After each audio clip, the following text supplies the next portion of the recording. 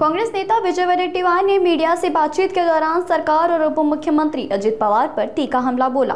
उन्होंने कहा कि महाज्योति के पीएचडी छात्रों को अधिशास्त्र वृत्ति नहीं दी जा रही है, जबकि स्थानीय और बाटी संस्थाओं को फंड जारी कर दिया गया है। वडेट्टीवार ने आरोप लगाया है कि अजित पवार ओबीसी वर्ग के साथ भेदभाव कर रहे हैं और कहा है कि वे इस पूरे मामले की शिकायत मुख्यमंत्री से पत्र लिखकर करेंगे। इशारा सरकारलाच होता, दुसऱ्याला कोणाला देणार?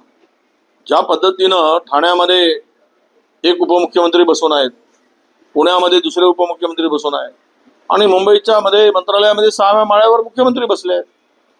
त्यामुळे जर त्यांनी जरांगे पाटलांनी मुंबई जाम केली म्हणून काही कुठले कशाही पद्धतीनं निर्णय घ्याल, मग आम्ही पण बघू ना। 54% आता एकत्र येत आहे, हा समाज पेटला आहे।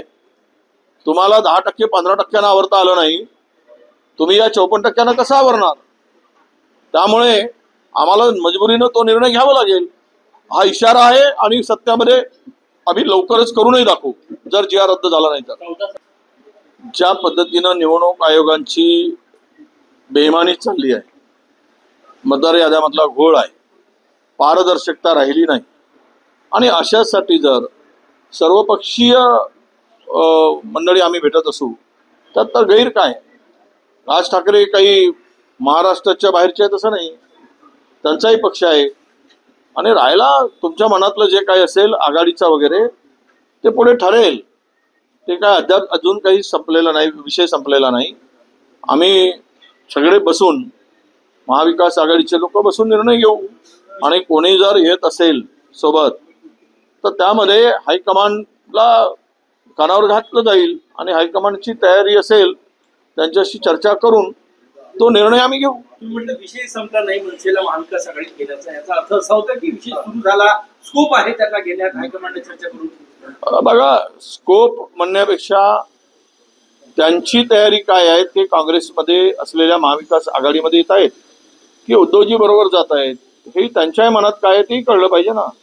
आम्हीच म्हणू, पण त्यांनी जर दोन भावांनी काही वेगळा चर्चा केली असेल तर मग त्याला आमच्यापाशी कुठलं उत्तर असणार? म्हणून या तीनही दोघाही नेत्यांचं मत आणि आमच्या हायकमांडचं मत हे एकत्र बसून ठरलं की निर्णय या दिशेनं जायचं की त्या दिशेनं जायचं, त्यावेळेस तो निर्णय होईल। नाही याला काय म्हणजे काय हे एकमेकाचे दुश्मन आहेत काय? बाजूला पिस्तूल घेऊनच गेले पाहिजेत एकमेकाला भेटायला, असं थोडं होतंय। काही कार्यक्रमानिमित्त नेते एकत्र येतात, बऱ्याच वेळा येतात, आम्ही येतो एकत्र।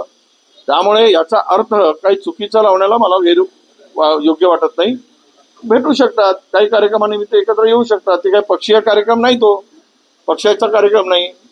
त्यामुळे यामध्ये फार चर्चा करण्याची आवश्यकता वाटत नाही। मी ऐकलं आहे ते आता अजित पवारांनी त्यांना नोटीस पाठवतो म्हणतायत, त्याच्या मानगुटीवर सध्या हिंदुत्वाचं भूत बसलेलं आहे आणि तो भूत सध्या त्याला वाटतं की मला पुढची माझी स्वप्न पूर्ण करतील, मला मग मंत्री करतील, मला मोठे खाते देतील, मला मुख्यमंत्री करतील, असा त्याचा गोड गैरसमज झालेला दिसतो हिंदुत्वाचा नारा देऊन। आणि अशा प्रकारे विष घालवण्याचं काम तो करतोय, राहतो राष्ट्रवादीमध्ये, भूमिका भाजपची मांडतो। यांच्यावर आम्ही कोर्टात जाणार आहोत अशा वक्तव्यावर। ज्यांनी संविधानाची शपथ घेऊन जी ओध घेतली त्यामध्ये कुणाशी वैरत्व ममत्व भाव असणार नाही अशी जी काही शपथ घेतली आणि त्याचा भंग होतोय, त्याच्या वक्तव्याविरुद्ध कोर्टात जाऊन याचं सदस्यत्व रद्द करा अशी मागणी आम्हाला करावी लागेल आणि त्याची चर्चा आमची परवाच्या बैठकीमध्ये या विषयावर चर्चा आम्ही करू। आणि असे जे आग लावणारे आहेत समाजात, द्वेष निर्माण करणारे धर्मात आणि स्वतःचं कर्तृत्व शून्य असलेली ही मंडळी धर्माच्या नावावर काही करू पाहत आहे, त्याला कुठलाही बेस नसताना, तर अशा विरुद्ध न्यायालयामध्ये आम्हाला न्याय मागावं लागेल की या माणसाला त्या आमदारच्या पदावर राहण्याचा अधिकार आहे का? सहकार मंत्र्यांनी काल दिलगिरी व्यक्त केली, तर ते पुरेसं आहे का? शेतकऱ्यांबद्दल असे शब्द वापरणं, त्यांनी राजीनामा द्यायला, ज्यांच्या पोटात जे आहे ते ओटात आलं, आबासाहेबांच्या पोटात जे होतं ते ओटात आलं, यावरूनच नियत काय आहे हे कळते शेतकऱ्याप्रती। उनकी नियती बुरी आहे, त्यामुळे आता माफी मागून काय उपयोग आहे? तुम्ही पहिल्यांदा हे करण्याची गरज होती का वक्तव्य? शेतकऱ्यांना दुःख मोठं आहे, त्यांच्या दुःखावर मीठ सोडण्याचं काम या मंत्र्यांनी केलेला आहे. मीठ चोळलंय, अक्षरशः जखमीवर मीठ चोळलं आहे. आणि आज 15 दिवसामध्ये 81 शेतकरी आत्महत्या करतात.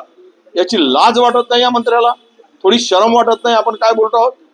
आणि त्यांना संकटात सापडलेल्या माणसाला सात्वन करण्याऐवजी त्याला डिवचण्याचं काम, त्याचा अपमान करण्याचं काम जर मंत्री करत असेल तर माफी मागून काय उपयोग आहे?